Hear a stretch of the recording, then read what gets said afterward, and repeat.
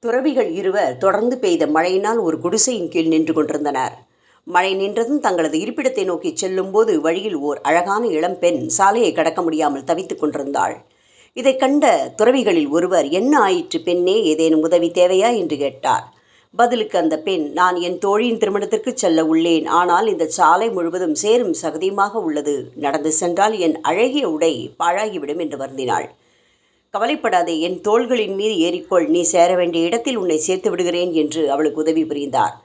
திரும்பி வரும் வழியில் மற்றொரு துறவி கோபமாக இருப்பது போல தோன்றியதால், "ஏன் என் மீது கோபமாக உள்ளீர்கள்?" என்று கேட்க, அதற்கு அவர், "நாம் ஒரு துறவி என்பதை மறந்துவிட்டு அந்த பெண்ணை எப்படி தொட்டு தூக்கலாம்? இது தவறில்லையா?" என்றார்.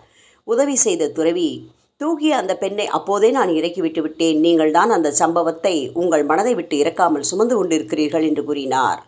எனவே எது முக்கியம், எது தேவையற்றது என்பதை பகுத்து பார்க்க தெரிந்துவிட்டால் வாழ்வு என்றென்றும்